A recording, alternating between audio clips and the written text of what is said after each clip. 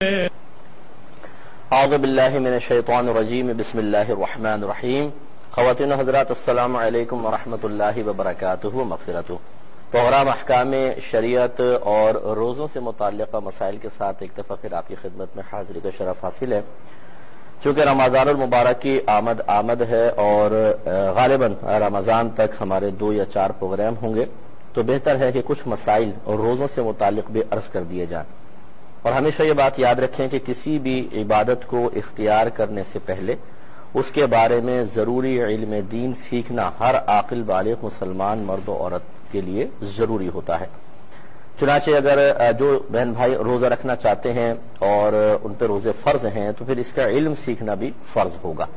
چنانچہ اگر کوئی اس کا علم نہ سیکھے اور ویسے ہی روزے رکھے اور اس میں اغلاط میں مبتلا ہوتا چلا جائے گا تو یاد رکھیے گا اس کے نام اعمال میں 2 گناہ لکھے جائیں گے، ایک علم نہ سیکھنے کا گناہ اور ایک گناہ کا گناہ۔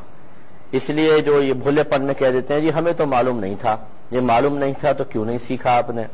دنیاوی معاملے میں تو کسی میں آپ ہی نہیں کہتے کہ ہمیں نہیں معلوم تھا، ہر چیز کی اچھی طریقے سے ہم تحقیق کرتے ہیں۔ شادی بیاہ کا معاملہ لے لیں، بچوں کی ٹیوشنز کا معاملہ لے لیں، اسکول وغیرہ کے انتخاب کا معاملہ لے لیں، پیسے کی انویسٹمنٹ کا معاملہ لے لیں، کوئی کاروبار شروع کرنا ہو اس کا معاملہ لے لیں، کوئی جاب ہمیں تلاش کرنی ہو اس کا معاملہ لے لیں۔ ہر چیز میں اچھی طریقے سے تحقیق ہوتی ہے تو پھر دینی معاملات میں یہ کوتاہی قطعاً غیر مناسب ہے۔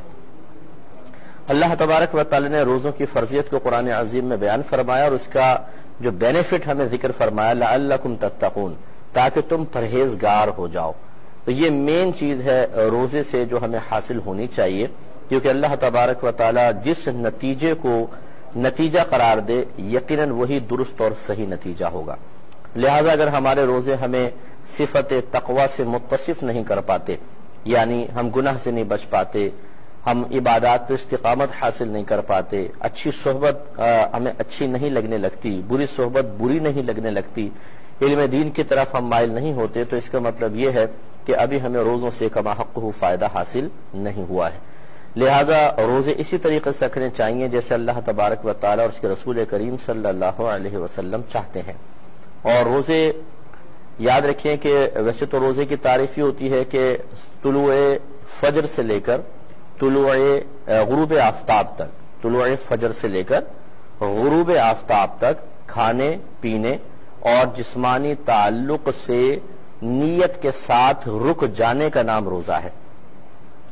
تو انسان کو یہ تو ایک مطلب ظاہری روزے کی تعریف ہے، ورنہ حقیقتاً روزے کا معنی رکنا ہوتا ہے، تو ہر چیز سے انسان کو رکنا چاہیے۔ مثال کے طور پہ بری حرکات سے، گندی عادات سے، بری صحبتوں سے، وقت کو ضائع کرنے سے اور شکم سیری سے، ان تمام چیزوں سے انسان اپنے آپ کو روکے تو کما حقہ روزے کا فائدہ حاصل ہوگا۔ لہذا ہمیں سحری افطار میں لمیٹڈ کھانا چاہیے۔ یہ میں کل ایک ڈاکومنٹری کل پرسوں دیکھ رہا تھا کہ سائنسی تحقیق کے مطابق جو کم کھاتا ہے اس کی عمر میں اضافہ ہوتا ہے، یعنی یہ ایک سائنسی انہوں نے نتیجہ مرتب کیا ہے۔ اگرچہ اسلامک اعتبار سے ہمیں یقین ہے اور ہمارا ایمان ہے کہ اللہ تبارک و تعالی نے ازل سے ہی ہمارے عمریں مقرر کر دی ہیں، اب کسی کی دعا یا تدبیر یا غذائیں یا احتیاطیں عمر کو بڑھا نہیں سکتی اور بے احتیاطیاں اسے کم نہیں کر سکتی۔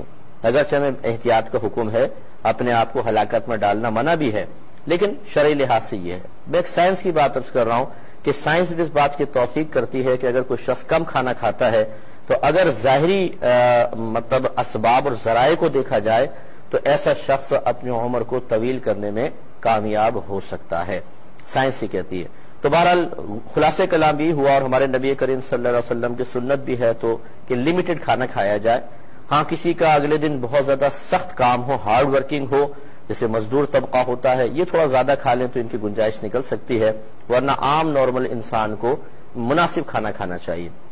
اس پہ اور مزید کلام کرتے ہیں۔ ایک کالر ہمارے ساتھ ہیں، السلام علیکم۔ تو ابھی خدمت میں عرض کر رہے تھے کہ ایک تو کم کھانا تاکہ جسم کو ضعف محسوس ہو، دوسرا انسان کم سوئے، کم کھانا کم سونا، پھر مخلوق سے کم ملیں، کیونکہ جتنا آپ زیادہ ملیں گے اتنا ہی زیادہ پھر انسان برائیوں کے اندر مبتلا ہو جاتا ہے، غیبتیں ہو جاتی ہیں، چغلیاں ہو جاتی ہیں، کوئی فضول گفتگو کر دیتا ہے یا خراب گفتگو کر دیتا ہے، اس سے ذہن خراب ہوتا ہے، اس سے روزے کی نورانیت پہ فرق پڑتا ہے۔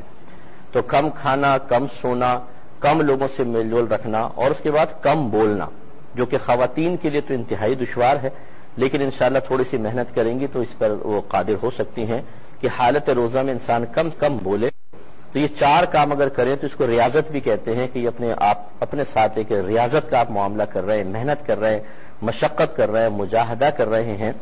اگر پورے رمضان ہم اسی طریقے سے کریں کہ کم کھائیں، کم سوئیں، کم بولیں اور کم لوگوں سے میل جول رکھیں، تو دیگر جو گناہ ہیں خود بخود انسان ان سے بچ سکے گا، کیونکہ شیطان تو بندھی ہوتا ہے، حدیث کے ظاہر کے مطابق نفس کو مغلوب کرنا مقصود ہوتا ہے، وہ ایک بڑا مشن ہے ہمارا، سمجھ لیں۔ تو انشاءاللہ ان تمام امور سے نفس مغلوب ہو جاتا ہے، اور جب نفس مغلوب ہو جاتا ہے تو پھر عبادات کا ارتکاب اور گناہوں سے اجتناب دونوں اللہ تعالیٰ بہت آسان کر دیتا ہے۔